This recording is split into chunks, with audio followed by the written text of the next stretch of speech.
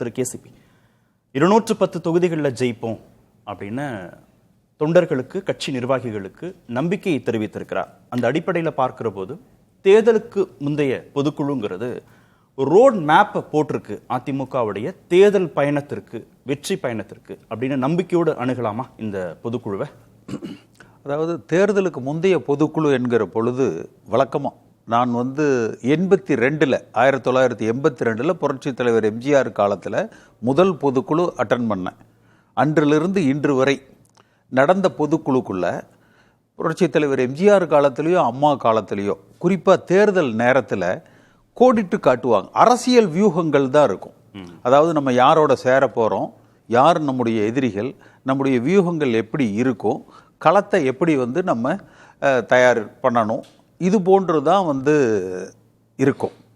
ஆனால் இன்றைக்கு திரு எடப்பாடி பழனிசாமி அவர்கள் முதலமைச்சராக இருந்த பொழுது செய்த சாதனைகள், அந்த சாதனைகளுக்கு மக்கள் தீர்ப்பு கொடுத்துட்டாங்க 21. அடுத்து இந்த ஆட்சியினுடைய அவலங்கள், இது திரு எடப்பாடி பழனிசாமி அந்த 170 தொகுதிகளுக்கு பிரச்சாரம் போனார்.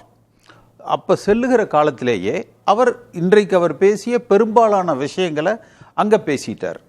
அப்போ இன்றைக்கு அவர் புதிதாக சொன்ன செய்தி என்பது அவர் பேசலை, ஆனால் அவரது உத்தரவின் பேரில், ஏன்னா நான் அதை அழுத்தி சொல்கிறேன், அவரது உத்தரவின் பேரில் மற்ற அவருடைய சகாக்கள், துரோகிகள், எதிரிகள் மட்டுமல்ல, துரோகிகள், உறவாடி கெடுப்பவர்கள் ஜாக்கிரதையாக இருக்கணும். உறவாடி கெடுப்பவர்கள், துரோகிகள், புரோக்கர்ஸ் இவங்க கிட்ட எச்சரிக்கையா. ஆமாம்.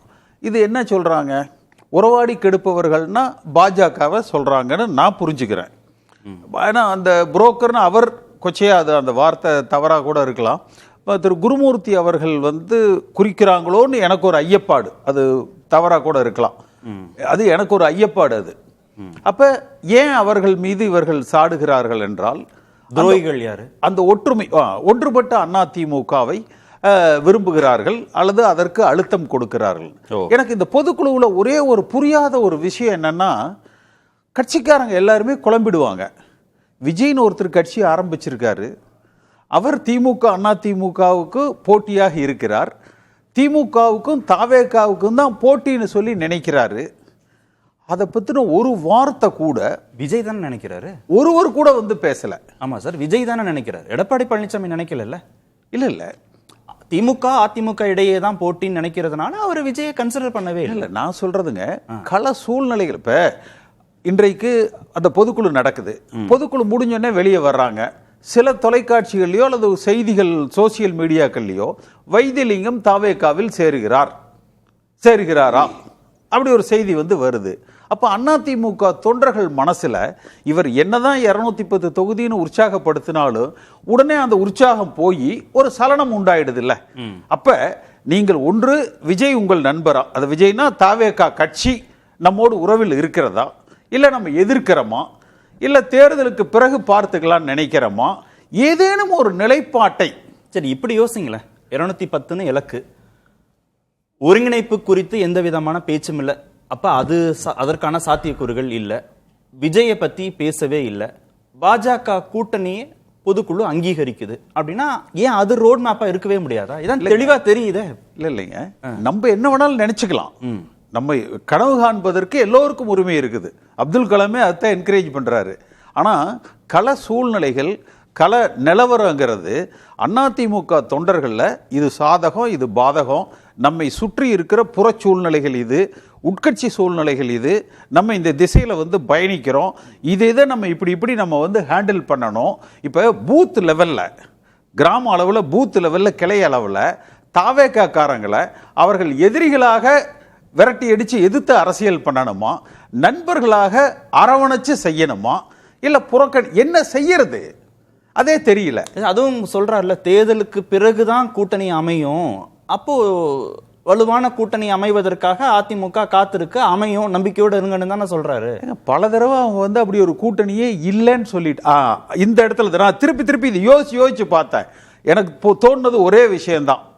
அதாவது ஒருவேளை மத்தியில் ஆளுகிற பாஜக திரு எடப்பாடி பழனிசாமி அவர்களை நீங்கள் ஒருங்கிணைக்க வேண்டும், ஒன்றுபட்ட அதிமுக உருவாக்க வேண்டும் என்று நிர்பந்தித்தால் விஜயோடு கை கோர்ப்பதற்கு தயாராக அந்த ஆப்ஷனை வைப்பதற்காக விஜய் விமர்சிக்கப்படல. இதுதான் என்னுடைய புரிதல். ஏன் நீங்க நம்ம மற்றபடி நான் எம்ஜிஆர் கால அரசியல்ல இருக்கிறேன், ஜெயலலிதா அம்மா கால அரசியல்ல இருக்கிறேன். அப்பன்னா ஒன்னா அடிச்சு பிளாஸ்ட் பண்ணுவாங்க.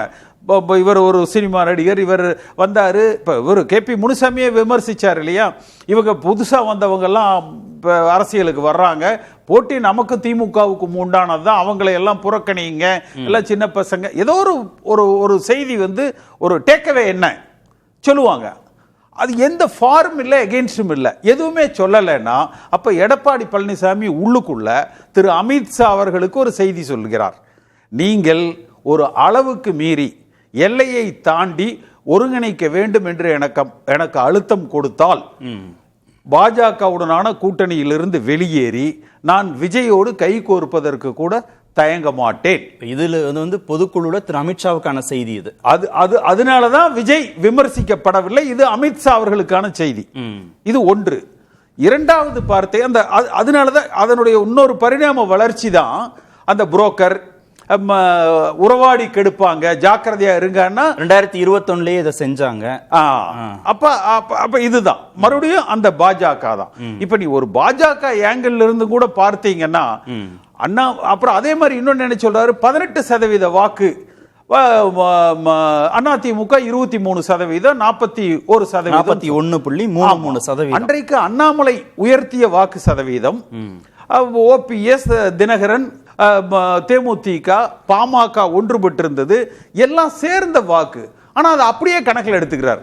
ரெண்டுக்கு வித்தியாசம் வெறும் 2% தான் அப்படின்னு எடுத்துக்கிறார். இது எப்படி இவர் அதை டேக் இட் as granted என்று எடுத்துக்கிறாருன்னு தெரியல. சரி, இதற்கு முன்பு நானே உங்களுக்கு சொல்லியிருக்கேன், கூட்டணியாக வந்தால் ஏற்றுக்கொள்வார். இதுதான் அவர்களது மனநிலை. ஏன்னா சில மாதங்களுக்கு முன்பு இருந்த மனநிலை அதுதான். ஆனால் இன்றைக்கு அதற்கு ஒரு தடைக்கல்ல போடுறாங்க. அப்படி இருந்தாலும் எங்கள் ஒப்புதலோடு நாங்க ஏற்றுக்கொண்டது, நாங்க தான் தலைமை, கூட்டணி தலைமைக்கு யாரும் கேள்வியே இல்லை. அப்படி அவர்கள் எந்த கட்சி கூட்டணிக்கு வருவதாக இருந்தாலும் முடிவெடுக்கும் முழு அதிகாரம். அப்ப அது திரும்ப அமித்ஷா அவர்களுக்கான செய்தி. அதாவது எங்களை கேட்காம நீங்க எந்த முடிவை எடுக்க முடியாது, எடுக்க கூடாது. ஓபிஎஸ் குறிப்பு சுத்தி பாத்தீங்கன்னா நம்பிக்கை தராத அதிமுக காரங்களுக்கு. அதிமுக தான் தலைமை இங்கே கூட்டணிக்கு. கூட்டணி தொடர்பாக முழு அதிகாரம் எடுப்பதற்கு எடப்பாடி பழனிசாமிக்கு அங்கீகாரம் கொடுத்திருக்கிறாங்க. யாரு வேணும் வேணான்னு தீர்மானிக்கக்கூடிய இடத்துல எடப்பாடி பழனிசாமி இருக்கிறாருங்கிறது அதிமுகவுக்கு பலம் தரக்கூடிய செய்திகள் இல்லையா? அதிமுக காரங்களுக்கு தேவை, இந்த முறை நம்ம வெற்றி பெற்று விடுவோமா, ஆட்சி அமைத்து விடுவோமா, ஆளுகிற வலுவான கூட்டணியுள்ள திமுகவை வீழ்த்தி விடுவோமா, விஜயால் நமக்கு வாக்கு சேதாரம் உண்டா, அந்த வாக்கு சேதாரத்தை நாம் எப்படி ஈடுகட்ட போகிறோம். இதுதான் அவர்களுக்கான பாதரை மனசுல அவர்களுக்கான கலக்கமா இருக்கும். அந்த கலக்கத்திற்கு கலங்கரை விளக்கமாக ஒரு வழிகாட்ட வேண்டியது இன்றைய தலைமையினுடைய இது. அதை செய்யல. அந்த செய்தி எதுவுமே இல்லை. ஓகே.